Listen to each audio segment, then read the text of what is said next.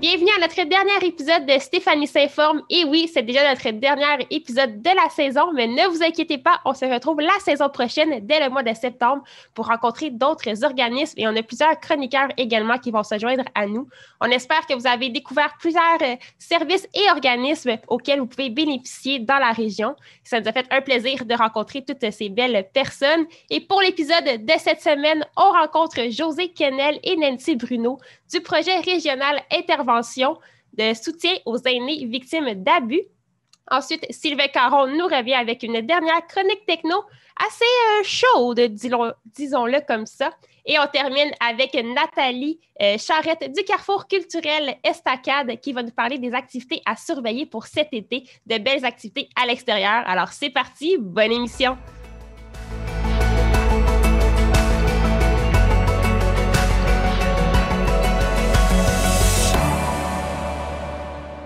Bonjour Nathalie, merci beaucoup d'être avec nous aujourd'hui pour nous parler du Carrefour culturel Estacade. Puis avant même qu'on se lance dans le vif du sujet de la programmation de cet été, pouvez-vous nous parler en fait de c'est quoi le Carrefour culturel Estacade? Le Carrefour culturel Estacade, c'est un organisme sans but lucratif et son nom le dit, on vise la programmation d'activités culturelles. Donc, on est vraiment dans le loisir culturel et on fait aussi de la programmation professionnelle. Donc, et on a deux volets. On gère la salle des jardins qui est située à l'école secondaire Midas-Gamelin et on a aussi un volet d'activités culturelles dans les parcs en plein air en lien avec des protocoles d'entente qu'on a signés avec la ville de Gatineau.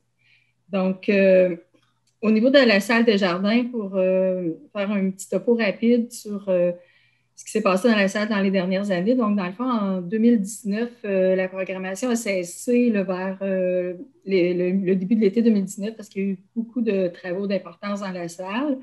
Le Centre de services scolaires a investi plus de 800 000 $ avec la ville de Gatineau pour rénover la salle au complet. Donc, tout ce qui est les sièges ont été complètement changés. On a ajouté l'air climatisé, on a refait des loges neuves. Et les bureaux administratifs aussi ont été refaits au complet. On a aussi une billetterie maintenant et une cantine. Donc, c'est vraiment complètement nouveau. On prévoit commencer la programmation professionnelle et communautaire cet automne. Donc, j'invite dès maintenant les gens à nous suivre et à venir visiter notre salle. C'est de loin beaucoup plus confortable qu'avant. Ça, c'est un petit peu comment que la pandémie vous a affecté. Justement, tous les concerts étaient déjà annulés avant même, Oui, en fait, pour les rénovations. Donc, dans le fond, il y avait eu, étant donné qu'on savait plus ou moins quand les travaux se terminaient, on savait que ce serait à l'automne 2019, mais c'était pas clair. Donc, il y a eu quelques travaux, quelques projets d'artistes qui ont été programmés, un ou deux humoristes là, dont les spectacles ont eu lieu. Et ensuite, bien, c'est ça, la pandémie s'est présentée et tout le restant de la programmation a été annulé. C'est remis. Il y a des spectacles qui sont déjà attachés. Un pour le 15 janvier, ce sera Réal Bellan, qui était prévu durant la pandémie, qui a été annulé. Et il y en a un autre, François Léveillé, là, qui sera plus tard en 2022. On n'a pas encore la date exacte. Donc, ce qui a fait que finalement, durant la pandémie, il y a eu aussi une restructuration au niveau de tout le personnel administratif et tout ça. Et maintenant, je suis la nouvelle directrice générale et on repart tout ça sur des nouvelles bases. Puis pour les événements à venir de cet été, ce qui s'en vient très, très bientôt, à quoi qu'on peut s'attendre comme activité? Bien, là aussi, quand on a commencé à préparer la programmation au mois de mars, avril, on ne savait pas trop à quoi s'attendre avec la pandémie. On ne pensait pas, même jusqu'à il y a une semaine ou deux, que ça irait si vite que ça, le déconfinement. Donc, on a surtout programmé des activités pour le mois d'août et le mois de septembre. Donc, en août, on aura des cinémas et on a aussi des spectacles. Donc, pour les cinémas, on aura deux formules encore cette année. Donc, la formule Cinéparc qui a quand même très bien fonctionné l'année passée. On la reprend cette année. C'est au parc Gilles Maisonneuve. Le parc Gilles Maisonneuve, on peut entrer environ 60 voitures. Et ça sera, les voitures pourront entrer sous forme de réservation, à moins là, que la santé publique nous dise qu'il n'y a plus de contraintes. Mais on pense que c'est plus facile de toute façon d'y aller sur réservation. Donc, on aura notre billetterie qui sera ouverte. Ce sera gratuit, mais quand même, premier arrivé, premier servi sur la billetterie pour réserver les places. Et nos cinémas vont se tenir le vendredi. Donc, le vendredi 20 août, 27 août et 3 septembre, on aura des cinéparcs. Les films annoncés sont déjà attachés, si on peut dire. Il y aura Lassie, La route de l'aventure. Donc, une aventure avec le chien Lassie. Ça va rappeler pour les plus vieux d'entre nous des vieux souvenirs là, quand on écoutait Lassie à la télévision. Et on a aussi attaché le film Wonder Woman 1984. Donc, c'est un film qui vient de sortir en salle et qu'on pourra aussi voir en cinéparc cet automne. Pour ce qui est du film du 3 septembre, celui-là, il reste encore des choses à attacher. Il y a des films qu'on voulait avoir, mais qui ne sont pas encore disponibles en salle, donc on ne peut pas pour l'instant les produire en cinéparc. On aura aussi 3 films en écran de lune. Donc, encore là, ça va être à la Brunante. Et ceux-là, on en aura 2 le samedi. Un au parc de l'Écorce. Le parc de l'Écorce, c'est un parc qui est situé tout près de l'Ancamaçon, l'Ancalaros à Masson. Le film, ça va être Mon cirque à moi. C'est un film avec Patrick Huard, Sophie Lorrain, etc. Donc, des gens, des artistes connus. Et ce film-là sera le 21 août. Et le 28 août, au Parc Lantier. Le Parc Lantier est situé dans le coin de l'église Saint-Luc, l'école Monseigneur Charbonneau à Buckingham.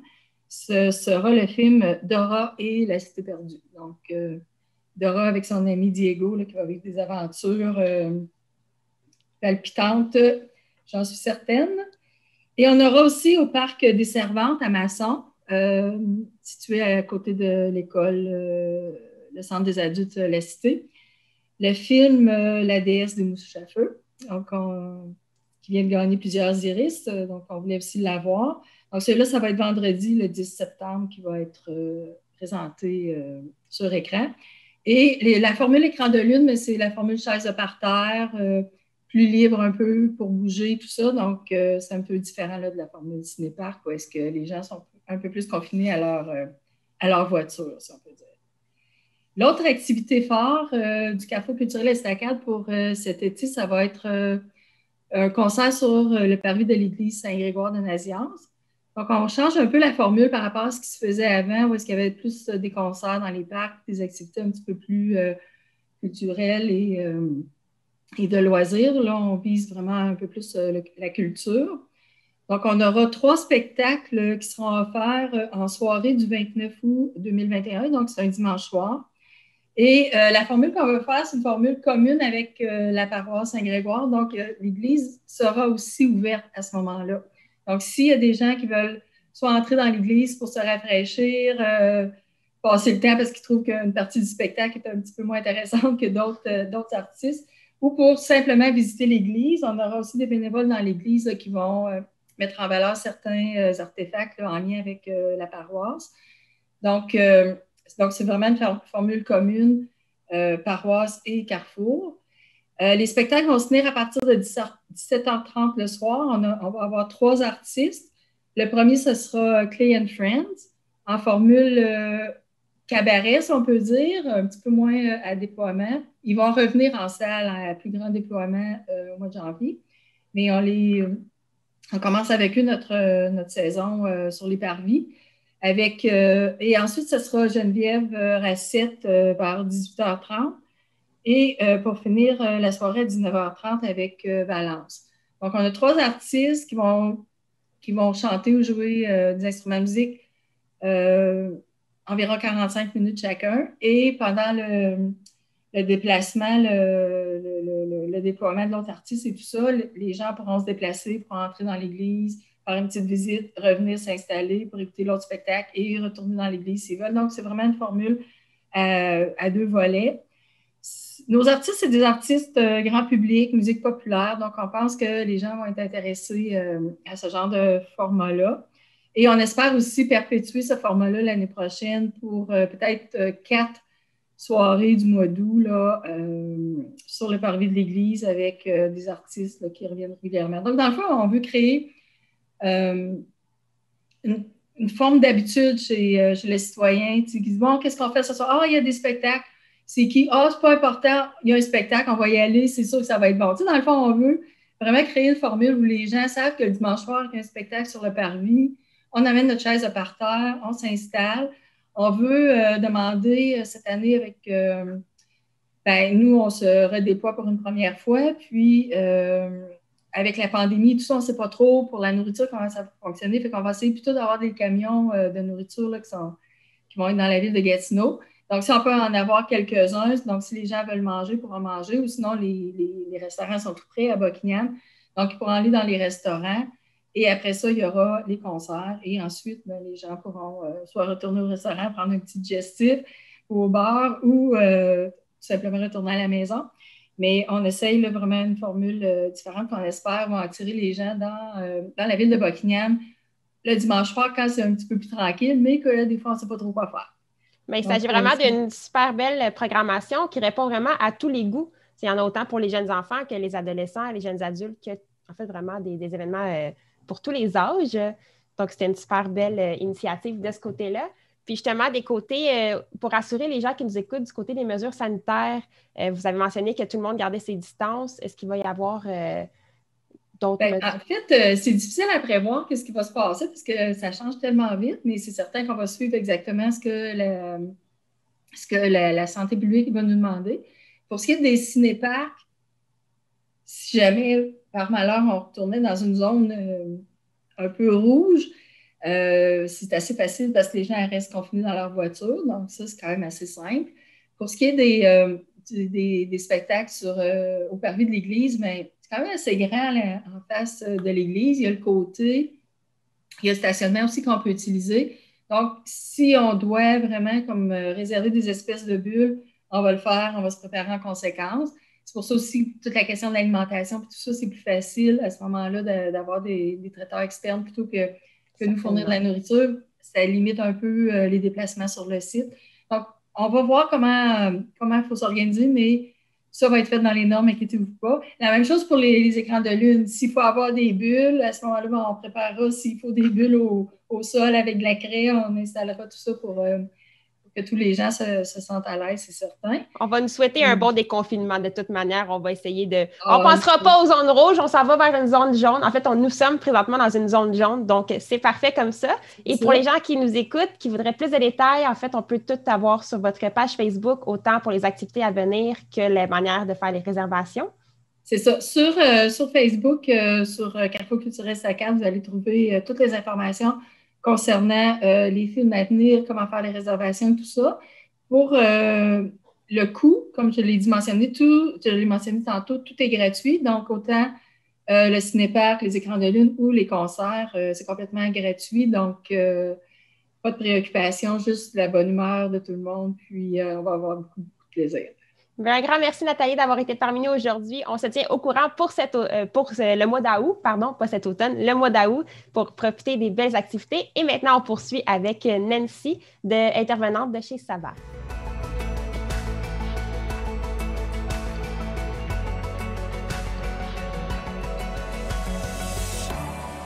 Bonjour à vous deux. Merci beaucoup d'être avec nous aujourd'hui pour nous présenter le projet régional intervention Savva. Puis avant même de se lancer dans la présentation, comment est-ce que ce projet a vu le jour? Alors, on va parler d'abord un petit peu de la maltraitance parce qu'on sait que la maltraitance a vraiment un impact autant chez les personnes que la société en général. Donc, c'est parti, je vous dirais, là, avec un plan d'action du gouvernement dans les années de 2010 à 2017. Puis de 2017 à 2022, on a relancé encore une fois ce plan d'action-là. Et l'objectif, c'était de mettre en place des mesures pour prévenir et sensibiliser la population. Alors, évidemment, il y avait déjà du travail qui se faisait à travers les travailleurs de milieu. Puis, on savait déjà qu'il y avait des cas d'abus, mais on avait des maillons manquants pour ce service-là. Donc, évidemment, comme le maillon était là, il y a eu évidemment une concertation qui s'est faite avec différents partenaires, la table régionale pour contrer la maltraitance en Outaouais.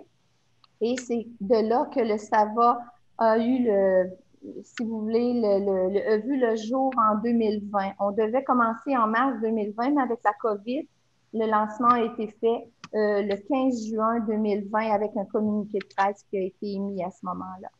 C'est quoi les différents types de maltraitance? Au niveau de la maltraitance, il y a deux volets. Il y a le volet négligence, puis il y a le volet violence. Ça se situe dans 7 types de maltraitance.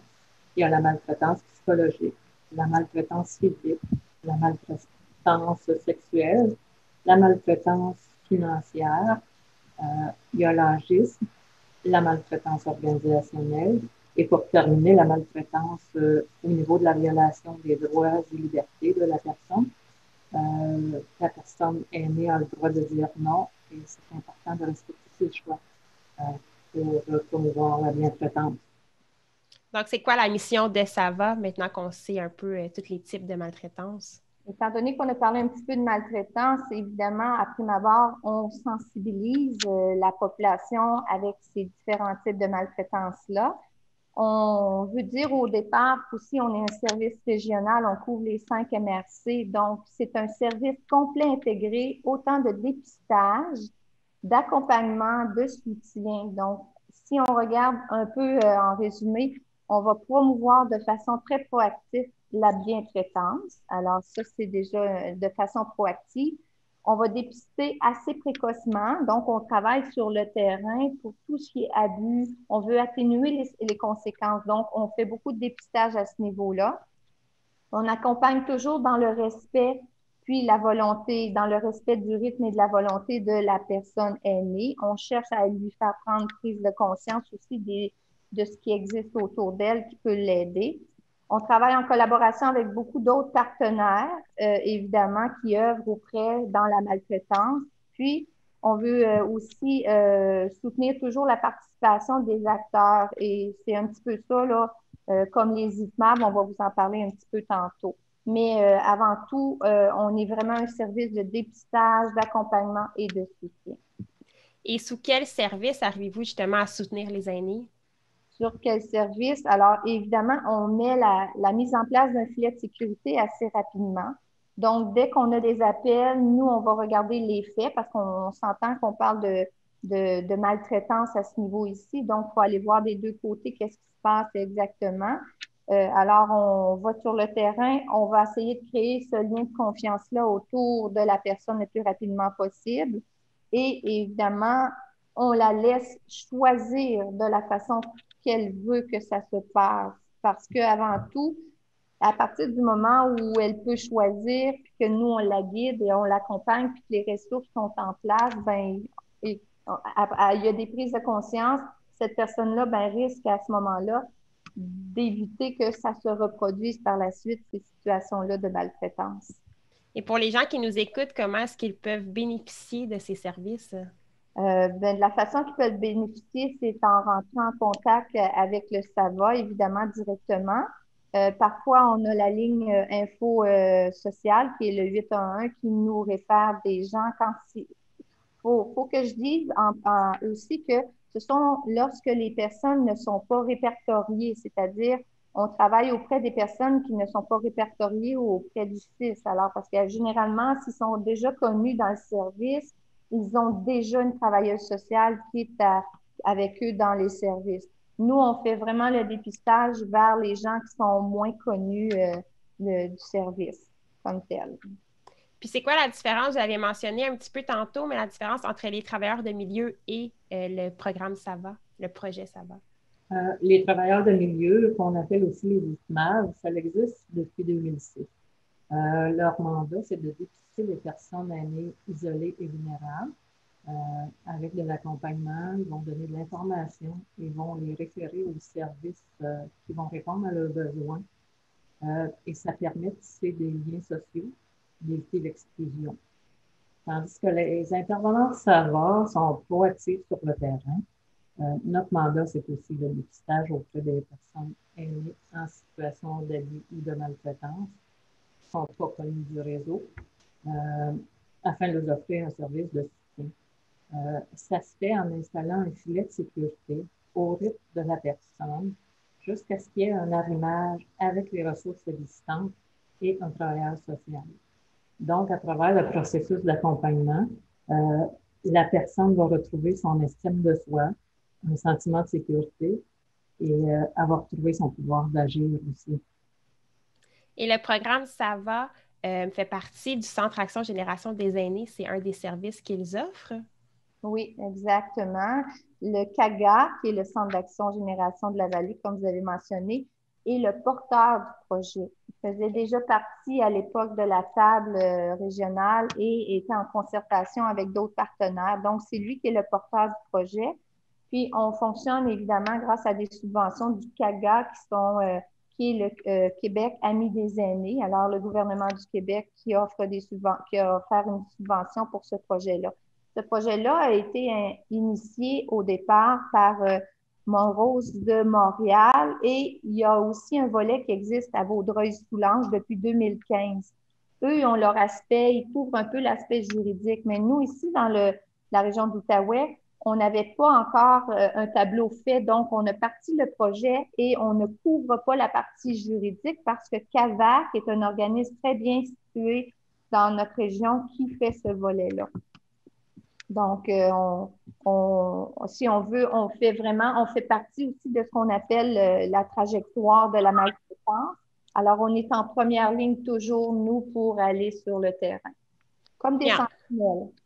Exactement. Puis en terminant, est-ce que vous auriez un message justement pour les gens qui nous écoutent, qui hésitent ou qui ne savent pas vraiment qui contacter, quoi contacter, savoir s'ils ont des questions? C'est quoi vos suggestions? Oui, définitivement. Alors, il y a une possibilité de nous contacter par téléphone. Alors, le téléphone dans le 873-655-1395. Le numéro, c'est le numéro de mon cellulaire à moi. Ou vous pouvez contacter José Quesnel, qui est au 819-431-4336. Et on rappelle qu'on couvre les 5 MRC, donc on couvre tout l'Outaouais en tant que tel. Et on a plusieurs collaborateurs, dont la table de développement au niveau de la vallée aussi, qui nous connaissent déjà. Alors, définitivement, on peut nous rejoindre comme ça ou par courriel à intervenante@commercialvideotron.ca. Bien, super. Un grand merci à vous deux pour toutes ces informations de grande pertinence, surtout en ce moment avec la pandémie. Nous allons maintenant poursuivre avec Sylvain Caron pour une autre chronique techno.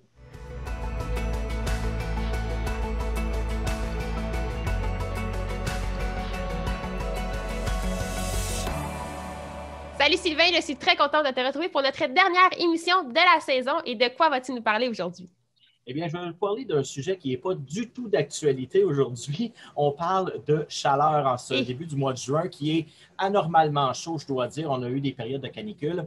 Eh bien, notre électronique à la maison, nos appareils, bien aussi, ils vont en souffrir de cette chaleur-là. Et puis, ça peut être même très dommageable pour certains appareils électroniques. On pense aux ordinateurs, aux téléviseurs, à toutes sortes d'appareils électroniques. Et puis souvent, ceux qu'on pense le moins, eh bien, ils vont émettre de la chaleur aussi. D'ailleurs, je me trouve dans la salle des serveurs. Un serveur, on sait que ça émet beaucoup, beaucoup de chaleur. Il y a des ventilateurs partout ici. Donc, à la TVC, on l'entend, c'est très, on ne l'entend peut-être pas là, parce qu'il y a des applications qui permettent de réduire ce son-là, mais la climatisée fonctionne à peu près 1 mètre de moi et le serveur aussi. Notre ordinateur, c'est un peu, et avec l'écran, si on en a un, c'est un peu ce qui émet le plus de chaleur dans nos bureaux ces temps-ci, surtout si on est en télétravail. À une certaine époque, nos ordinateurs étaient tellement laids. Je me souviens des tours d'ordinateurs beige. On avait juste le goût de les cacher tellement que c'était laid. Aujourd'hui, on est allé dans complètement l'opposé. On met des lumières, ça flash de partout. On veut que nos boîtiers soient beaux. Même, on voit les YouTubers qui le mettent directement sur leur bureau. Eh bien, ça a un avantage, c'est que dans le temps, on les cachait et on les emmitouflait souvent et ils se ramassaient du linge en dessous. C'est un peu un débarras. Et puis, c'est en dessous de nos bureaux. Donc, aujourd'hui, je vous dirais, avec les ordinateurs qui sont ultra puissants et donc qui émettent beaucoup de chaleur, c'est à proscrire, là. Mettez-le dans un endroit qui est très aéré où on peut avoir de l'air frais. C'est sûr que ça peut paraître un peu bizarre, surtout au Québec, de payer pour alimenter ces ordinateurs-là et ces appareils, qui émettent de la chaleur, et ensuite essayer de contrôler cette chaleur-là avec un climatiseur pour lequel on doit encore dépenser. C'est l'ironie du sort, c'est le cercle vicieux un peu. On peut se dire que pendant l'hiver, eh bien, on a moins à partir nos calorifères pour se chauffer. D'ailleurs, moi, dans mon bureau, avec la tonne de choses qui roulent, bien, disons que les calorifères ne fonctionnent pas beaucoup. Mais comme je disais, c'est de vraiment aérer. Et puis là, on a des systèmes de refroidissement aussi pour les ordinateurs qui sont très évolués.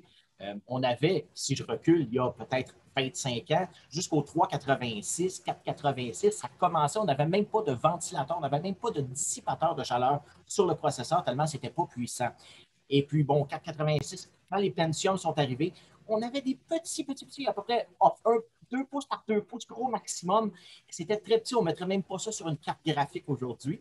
Et puis là, on a commencé à avoir vraiment là, des tours de refroidissement. Là, ça peut être là, vraiment ça dépend à côté, littéralement, dans le côté de la boîte. C'est vraiment aujourd'hui très évolué. Et on a aussi, même comme une voiture, on a des radiateurs avec des processeurs refroidis au liquide. Ça a évolué pour justement permettre plus de puissance. Parce que si l'ordinateur aujourd'hui est intelligent, eh bien, il détecte sa chaleur et s'il est trop haut en chaleur, eh bien, il va descendre sa vitesse de processeur pour éviter de griller. Donc, si vous trouvez que votre ordinateur est un peu plus lent, eh bien, allez voir s'il y a de la poussière dedans et s'il est bien aéré. Ça peut sauver quelques problèmes futurs. Et rapidement, avec justement les grosses chaleurs qu'on a présentement, c'est quoi les trucs pour garder le tout au frais très, très rapidement? Je dirais que c'est un climatiseur, climatiser la pièce, même si c'est un double énergie. C'est pas mal la seule solution, ou l'utiliser moins ou le fermer quand on n'en a pas besoin pour diminuer la chaleur. Bien, un grand merci, Sylvain, et on est heureux de te retrouver la saison prochaine. En fait, c'est ce qui conclut notre saison de cette année. Puis on te retrouve la saison prochaine pour d'autres chroniques techno. À quoi qu'on peut s'attendre justement pour tes chroniques à venir? Ah bien, on suit l'actualité. Il y a beaucoup de choses qui s'en viennent à l'automne, des nouveautés, notamment du côté de chez AMD. On va avoir une grosse évolution. Merci Sylvain pour cette chronique assez d'actualité et c'est ce qui conclut notre saison de Stéphanie s'informe. Maintenant, on se retrouve la saison prochaine et toute l'équipe de la TVC vous souhaite un magnifique été. À bientôt!